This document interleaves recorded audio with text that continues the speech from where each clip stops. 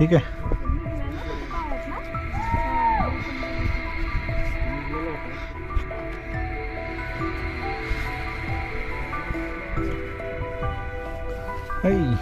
संपलोय.